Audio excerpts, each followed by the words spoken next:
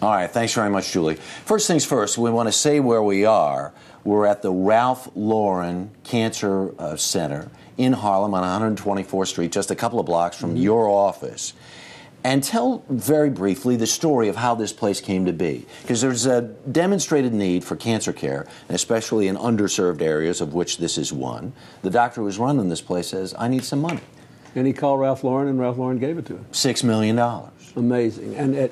But it's the kind of thing that you can do that will have a measurable impact on people's lives. All the cancer cure rates are going up, some faster than others. The cancer cure rate for kids is now about 80%.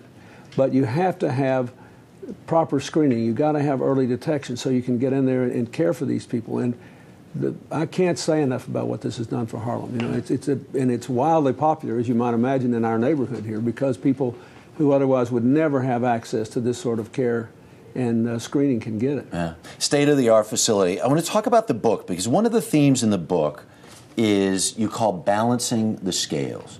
What do you mean by that? What will people understand when you say balancing the scales?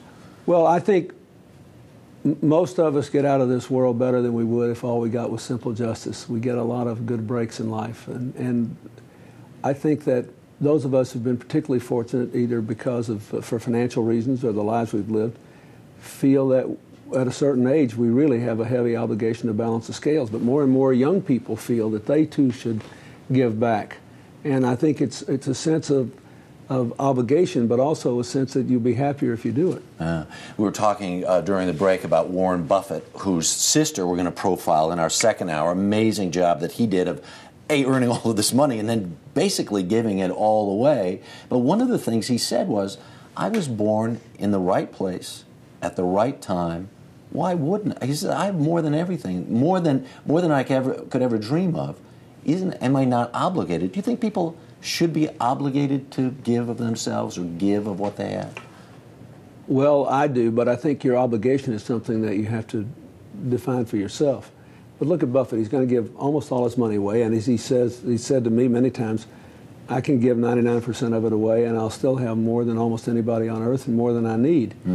The point I try to make in this book is that whether you feel obligated by religion, by ethics and philosophy, you can do this and be effective, and it will make you happier. You will like your life better if you're making somebody else's life better through your time or money or skills or physical possessions you give away. There's all kinds of things for people to do, and you don't have to be rich to do it. One of the best ones I like in the book is this little thing called Kiva. Yeah, it's great. I love Kiva. Yeah. So these young people meet in Africa, fall in love, and they get married, and they start Kiva.org, which essentially enables you or anybody passing us on the street to become a microcredit banker to somebody halfway around the world because of the internet for as little as $25. Amazing. And then they pay you back. You get a monthly report on what they're doing, and when you get your money back, you can turn around and loan it to somebody else. You see their picture, you hear their business described, or you can take your money back. It's amazing. And, you know, there's an opportunity here in America called Donors Choose, which allows you to do the same thing for teachers and young people in schools that are underfinanced, to give them the same sort of opportunities. You just pick them up. Vinod Khosla, a high-tech entrepreneur, gave them the money to basically take this from, I think, 4 states and 8 sites nationwide because of the internet. So there are all kinds of opportunities now. eBay has a place called Givingsworks. I have a site called mycommitment.org, which will take you to up to 1 million other opportunities, just depending on what you're interested in. And we have, in just a couple of months, had people give about 50,000 hours of labor and $500,000 in tiny amounts. This book has raised more than $1 million for other charitable efforts. Are you more energized by this than you were by politics?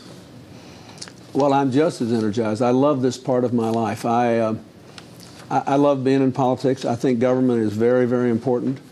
But there will never be a time in this interdependent world of ours when either the operation of the private economy or government will solve all the problems. We need what most people call civil society, people like ordinary citizens at all levels banding together to do it. And because of the internet, people with a little bit of money can do enormous good. And because we know what works we can have an impact. Right. This doesn't have the rough and tumble, though, or the day-to-day of the political campaigns. And I want to transition now and talk a little bit about what's surfaced, first off the internet and then in the papers across the country. Your good friend, Andrew Young, who was your United Nations ambassador. President Carter's United Nations ambassador. I'm sorry. But he's my good friend. And you're a good friend, sorry. I stand corrected.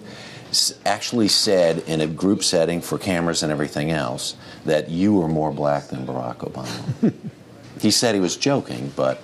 Well, we've been friends a long time, and you know, my office is in Harlem. I've always been close to the African-American community. I think we're trying to build an America where we're all pulling in the same direction. And, you know, when Hillary and I have been working on a lot of these issues together that are very important to African Americans now. When I met her in law school, she took an extra year to work for Marion Wright Edelman at the Children's Defense Fund, and when she went out of law school, she turned out all these offers and went to work for her because she cared about these issues. I think that there are a lot of people across the color line now that want to give all our children a chance and all our people a chance, and that's the kind of America we got to build. There you go. When you were on the stump for her as campaigner-in-chief, some people have even suggested you actually do more harm than good. Have you heard that? Yeah, but there are people that probably wouldn't be for her anyway. Right. That's not the evidence doesn't show that. Most Democrats think I did a pretty good job as president, and they think I'm pulling for them. Right. I also want to set the record straight. When you were in Muscatine a week and a half ago or so, right, and said, I've always been against this, speaking about the Iraq War. I did a little Googling last night, and the best I could tell was you said the weapons inspectors should be allowed to do their job. Absolutely. Look, I've said something like that 100 times. Nobody ever said it before, because everybody who knows what was going on and knows me knows that I was trying to get to even a new UN resolution passed. I was involved with an effort behind the scenes to talk to some people around the world to try to see if we could get another resolution passed to give some more time. I supported threatening Saddam so we could do the inspections, but I even believe the Senate resolution, if you read it, said that the force was authorized if the diplomatic efforts, i.e. the inspections, failed. The mistake we made was not letting the inspections finish. If they had, there would have been no war. And I was always against doing it without the inspections. Now, after Saddam was deposed, the United Nations position was we should all do what we can to make it work. And everybody was hoping it would.